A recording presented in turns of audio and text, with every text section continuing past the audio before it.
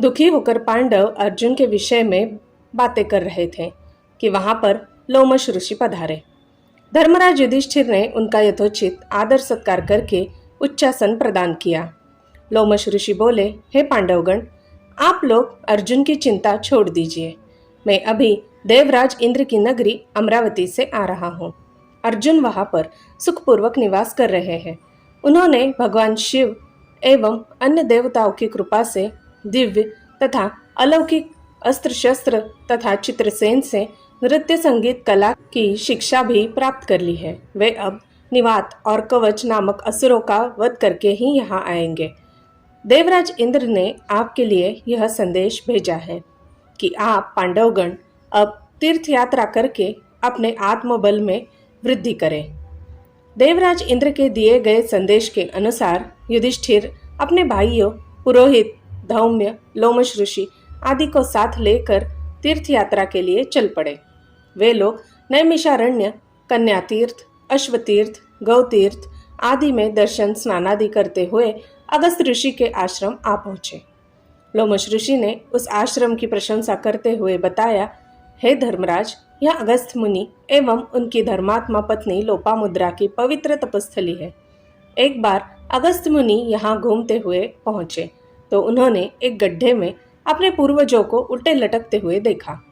अगस्त मुनि के द्वारा उनके इस प्रकार से लटकने का कारण पूछने पर पूर्वजों ने बताया कि हे पुत्र, तुम्हारे निस्संतान होने के कारण हमें यह नरक कुंड मिला है। इसलिए शीघ्र अपना विवाह कर पुत्र उत्पन्न करो, जिससे हमारा उद्धार हो। पितृगणों की बात से दुखी होकर अगस्त्य एक सुयोग्य पत्नी की खोज में निकले और विदर्भ देश की राजकुमारी लोपामुद्रा से विवाह कर लिया।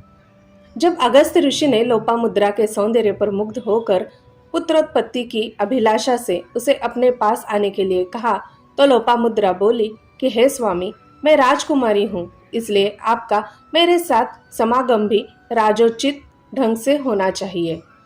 पहले आप धन की व्यवस्था कर मेरे और स्वयं के लिए सुंदर वस्त्र तथा स्वर्णाभूषण लेकर आइए। अपनी पत्नी की वाणी से प्रभावित होकर अगस्त मुनि धन मांगने के लिए राजा श्रुतर्वा, वृघ्नश्व तथा इक्ष्वाकु वंशी त्रसदृशु के पास गए, किंतु सभी राजाओं का कोष खाली होने के कारण उन राजाओं ने क्षमा प्रार्थना करते हुए अगस्त मुनि को धन देने से असमर्थता प्रकट कर दिया। निराश होकर अगस्त मुनि इलवल नामक दैत्य के पास पहुंचे।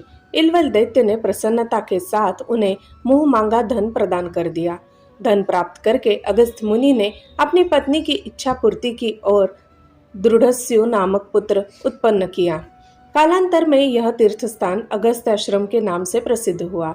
इसी तीर्थ स्थान में स्नान करके परशुराम ने अपना तेज पुनः प्राप्त किया था। इसलिए हे युधिष्ठिर, यहाँ स्नान करके आप दुर्योधन के द्वारा छीने गए अपने तेज को पुनः प्राप्त कीजिए। लोमश ऋषि के आदेशानुसार वहाँ स्नान पूजा आदि करके युधिष्ठिर ने लोमश ऋषि से पूछा, हे प्रभु, कृपा करके यह बताइए कि परशुराम निस्तेज कैसे हुए थे। लोमश ऋषि ने उत्तर दिया, धर्मराज, दशरथ नंदन श्री राम जब शिवजी के धनुष को तोड़कर सीता जी से विवाह कर अपने पिता, भाइयों, बारातीगण आदि के साथ अयोध्या लौट रहे थे तो एक बड़े जोरों की आंधी आई, जिससे वृक्ष पृथ्वी पर गिरने लगे। तभी राजा दशरथ की दृष्टि भृगुकुल के परशुराम पर पड़ी। उनकी वेशभूषा बड़ी भयंकर थी। तेजस्वी मुख पर बड़ी बड़ी जटाएं बिखरी हुई थी। नेत्रों में क्रोध की लालिमा थी। कंधे पर कठोर फरसा और हाथों में धनुष बाण थे। ऋषियों ने आगे बढ़कर उनका स्वागत किया और इस स्वागत को स्वीकार करके वे श्री रामचंद्र से बोले, दशरथ नंदन राम, हमें ज्ञात हुआ है कि तुम बड़े पराक्रमी हो और तुमने शिवजी के धनुष को तोड़ डाला है और उसे तोड़कर तुमने अपूर्व ख्याति प्राप्त की है। मैं तुम्हारे लिए एक अच्छा धनुष लाया हूँ। यह धनुष साधारण नहीं है, जमदग्नि कुमार परशुराम का है। इस पर बाण चढ़ाकर तुम अपने शौर्य का परिचय दो। तुम्हारे बल और शौर्य को देखकर मैं तुमसे द्वंद्व युद्ध करूंगा। परशुराम की बात सुनकर राजा दशरथ विनीत स्वर में बोले, भगवान, आप वेदविद स्वाध्यायी ब्राह्मण हैं। क्षत्रियों का विनाश करके आप बहुत पहले ही अपने क्रोध का शमन कर चुके हैं। इसलिए हे ऋषिराज, आप इन बालकों को अभय दान दीजिए। किंतु परशुराम जी ने दशरथ की अनुनय विनय पर कोई ध्यान न दिए हुए राम से कहा, राम, संभवतः तुम्हें ज्ञात नहीं होगा कि संसार में केवल 2 ही धनुष सर्वश्रेष्ठ माने जाते हैं। सारा संसार उनका सम्मान करता है। विश्वकर्मा ने उन्हें स्वयं अपने हाथों से बनाया था। उनमें से पिनाक नामक एक धनुष को देवताओं ने भगवान शिव को दिया था। इसी धनुष से भगवान शिव ने त्रिपुरासुर का वध किया था। तुमने उसी धनुष को तोड़ डाला है। दूसरा दिव्य धनुष मेरे हाथ में है। इसे देवताओं ने भगवान विष्णु को दिया था। यह भी पिनाक की भांति ही शक्तिशाली है। विष्णु ने भृगुवंशी ऋचिक मुनि को धरोहर के रूप में वह धनुष दे दिया। वंशानुवंश रूप से यह धनुष मुझे प्राप्त हुआ है। अब तुम एक क्षत्रिय के नाते इस धनुष को लेकर इस पर बाण चढ़ाओ और सफल होने पर मेरे साथ द्वंद्व युद्ध करो।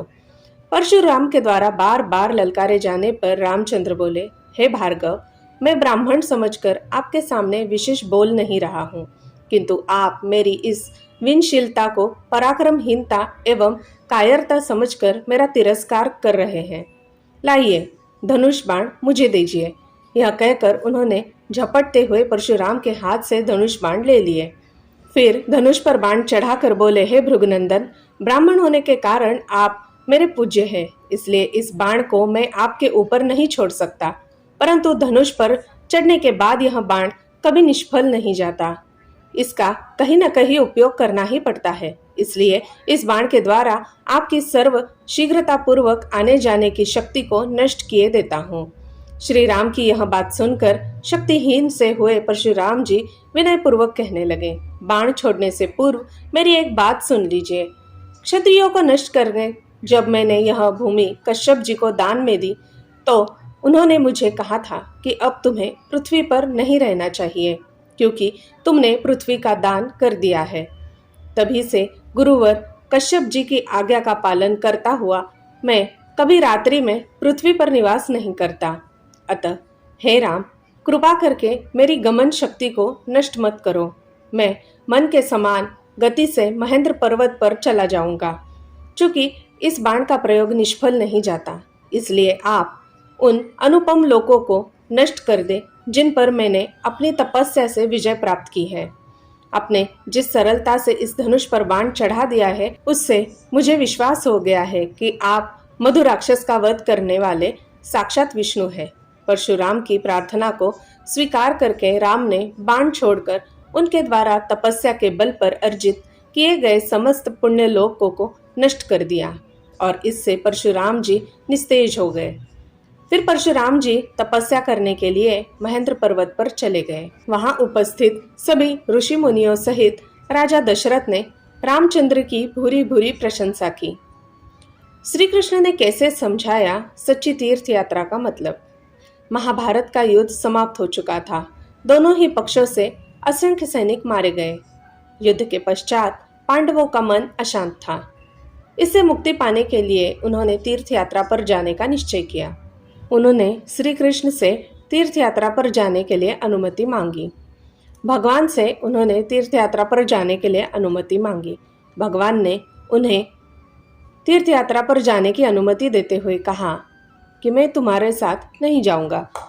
भगवान ने पांडवों से कहा कि तुम्हें तीर्थ पर जाना है तो अवश्य जाओ, लेकिन युद्ध से तुम्हें जो पाप लगा है, तुम्हारे चित्त और मन में जो क्षोभ हुआ है, वह तीर्थ यात्रा से दूर नहीं होगा। लेकिन तुम लोग मेरा एक काम करना, मेरा यह तुम्बा भी अपने साथ लेते जाओ और अपने साथ साथ मेरे तुम्बे को भी सभी तीर्थों में स्नान करवाना। श्री कृष्ण की बात मानकर युधिष्ठिर ने तुम्बे को अपने साथ ले लिया। इसके पश्चात पांचों पांडव द्रौपदी सहित तीर्थ यात्रा पर चल दिए। अपनी यात्रा के क्रम में उन्होंने जिस जिस तीर्थ में स्नान किया, वहां वहां कृष्ण के दिए तुम्बे को भी स्नान करवाया। पांडव अपनी तीर्थ यात्रा को पूर्ण कर वापस आ गए। भगवान ने उनसे अपना दिया हुआ तुम्बा मांगा और पूछा कि इसे भी उन्होंने तीर्थों में स्नान करवाया है ना। युधिष्ठिर ने हाँ में जवाब दिया। भगवान ने तुम्बे को पीसकर उसका चूर्ण बना दिया और प्रसाद के रूप में पांचों पांडवों को खाने को दिया। तुम्बे का चूर्ण मुंह में रखते ही पांचों भाइयों ने उसे थूक दिया। भगवान ने उनसे इसका कारण पूछा। पांडवों ने कहा, प्रभु यह तो कड़वा है। तब भगवान ने कहा, सब तीर्थों के स्नान कराने के बावजूद इसका स्वाद कड़वा ही रहा। उनका पवित्र जल भी इसके स्वाद को नहीं बदल पाया। श्री कृष्ण ने उन्हें समझाते हुए कहा कि इस तुम्बे को तुमने बाहर से ही स्नान करवाया, वह जल इसके भीतर नहीं गया, इसलिए यह कड़वा रहा। इसी प्रकार तीर्थों में स्नान करने से तुम्हारा शरीर तो पवित्र हो गया, लेकिन इससे तुम्हारा मन पवित्र नहीं हो पाया। चित्त के दोष को सिर्फ आत्मरूपी तीर्थ में स्नान करने से ही दूर होते हैं, इसलिए सच्चा तीर्थ तो आत्मतीर्थ ही है। जय भोलेनाथ। धन्यवाद। दोस्तों, मेरी सुनाई कहानियाँ अगर आपको अच्छी लगती हो तो मेरे इस चैनल को एक लाइक, शेयर और सब्सक्राइब ज़रूर कीजिएगा। धन्यवाद।